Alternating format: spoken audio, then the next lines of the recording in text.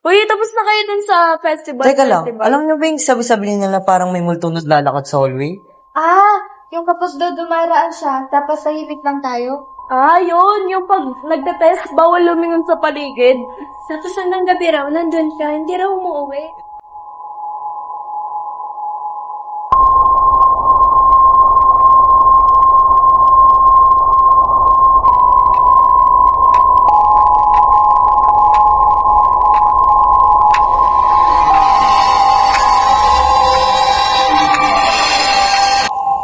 Guro kami, hindi multo. Kami ay mga guro, huwag ipagkamali.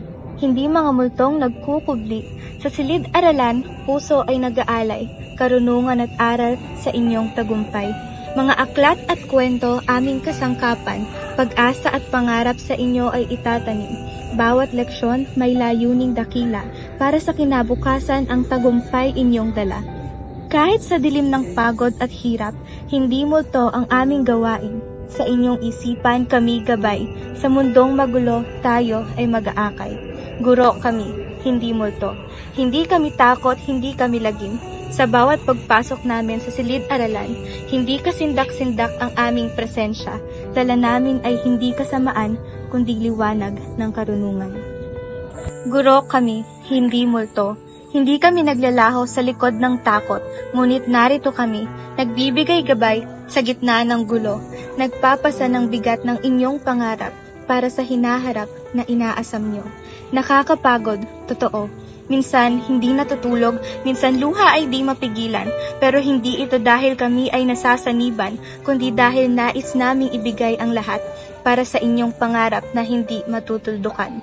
Kahit sa likod ng mga tanong na walang sagot, kahit sa hirap ng bawat pagsusulit, kami ay naririto, di para manakot, kundi upang magmulat ng kaisipan, magmulat ng kamalayan. Guro kami, hindi multo, kundi mga alalay sa dilim ng pagdududa, nag-aakay sa ilaw ng inyong mga pangarap, at sa bawat hakbang na inyong tatahakin, kasama kami, hindi maglalaho, hindi mawawala, lagi kaming naririto. Kaya sa tuwing makikita nyo kami, huwag kayong matakot dahil guro kami, hindi isang multo.